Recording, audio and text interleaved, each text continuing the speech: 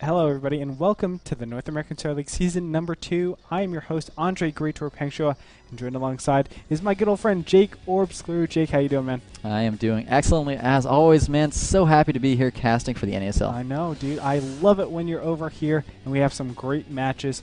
Speaking of great matches, let's go ahead and go right into it, Orb, before we get too tangled up in other things, because we always like to tangent a little bit. We do. Let's take a quick look. Looks like it's going to be In Control versus Rhett as our third match. Second match going to be Moonglade versus Select. Oh, that should be a good one. And the first one, Inca versus Night End. Sure to be an exciting day. I love how you did it from the bottom up. Do you know why? It just feels right. Feels like you're climbing that pillar.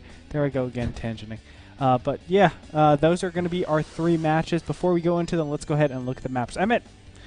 There are those maps. Antiga Shipyard as our map number 1, Terminus SE as our map number 2, and Dual Site as our map number 3. So a lot of versatility going on in these three maps. Let's talk about that a little bit. Antiga Shipyard. Well, Antiga Shipyard is a really standard map. Definitely one of the better maps of the Season 3 map pool. Yep. Allows you to get that third base very, not necessarily easily, but you can secure it. You don't have tons of different entrances all over the place. It's you really have just that one choke point that you can hold all three of your bases with. But you know what I think is interesting about this map pool is the fact that Dual Site is third. And, you know, our first two maps are macro maps.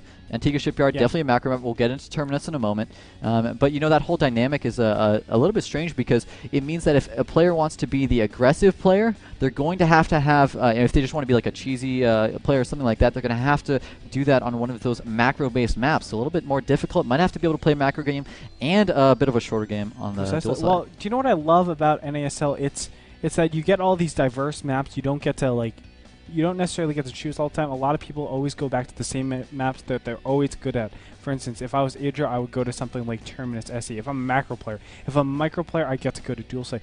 This really forces every single player to test whether they're good all around, their versatility. That's what I really like about this set of maps. It shows, okay, I can play in macro maps and win, and I can play on micro maps and win. And that's what you have to do in today's set of maps. Yeah, it's a great point. Of course, second map going to be Terminus SE. So, you know, that macro is going to be good for those macro-oriented players. As you were saying, you can get that third base just like on Antiga Shipyard. You can get that third very easily. And yet again, the problem comes in when you're trying to take that fourth. You have to go into the center of the map.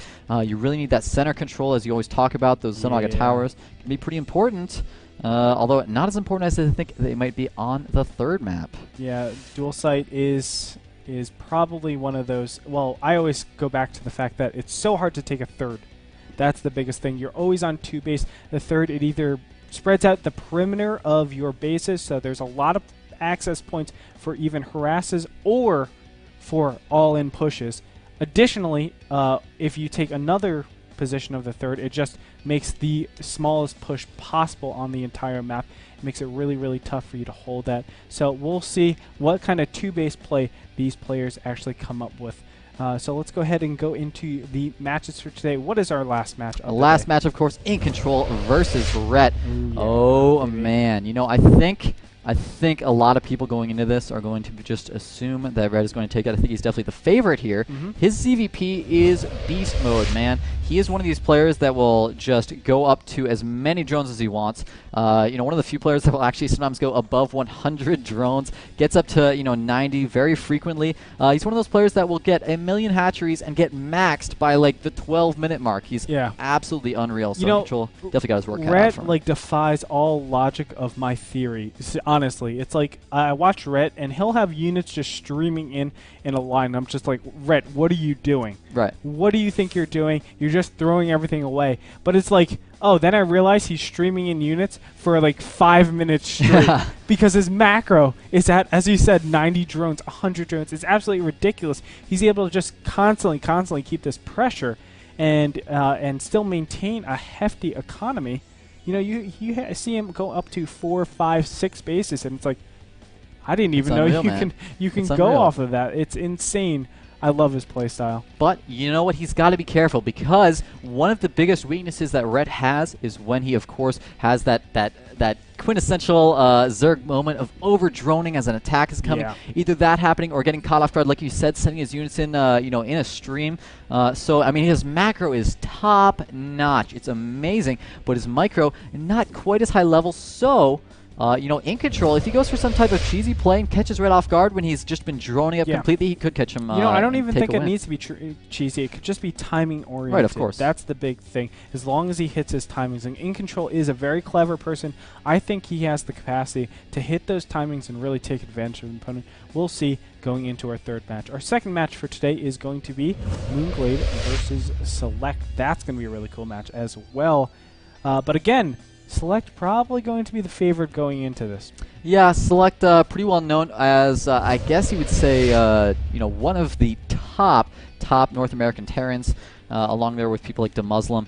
And he really likes his medevacs. I mean, that's kind of the style that he uses almost always in TVZ, TVP. Yeah. Moonglade, essentially, the problem with Suck style is that he does become just a little bit predictable. So, if Moonglade does something to specifically counter drops, it could cause problems for Select. Yeah, it's so funny. It's like Select is the exact opposite of someone like Rhett, who is such a macro-based style, but he still becomes predictable with his harass. Like, when his harass is going to be coming around. So it's just like the opposite coin, opposite side of the coin. It's really cool. Moonglade, he has had problems of consistency. I'll be completely honest, from Season 1 into Season 2, but Season 2 he's been looking really good. I'm going to say I think we're going to see a great match coming out of this. Now, what's going to be for match number 1? Well, match 1, of course, Inca versus Niden. This should be a pretty cool match. Inca has just been getting better and better, so I'm really excited to see his play. Yeah. But Inca's PvP style actually is pretty impressive. I've gotten to actually play against him a couple times. I got to see his play a couple times, and I feel like he's one of those smart players that just goes for builds that just counter what his opponent is going for. Yeah, he's been doing some interesting builds as of late as well. Really utilizing that War Prisms. I don't know if War Prisms are as well. I know they are good, but they're very situational, I feel, in PvP. He's great at using them. He's great at using them. I'm interested to see what he has in store for us. Of course, he's going against Fnatic MSI Night End, who is just probably the most standard of all standard players you could possibly meet. He loves that macro conservative play. And, PvP, not necessarily one where you can go into that macro mode. So I'm interested to see if he changes up his style, if he goes more one-base centric.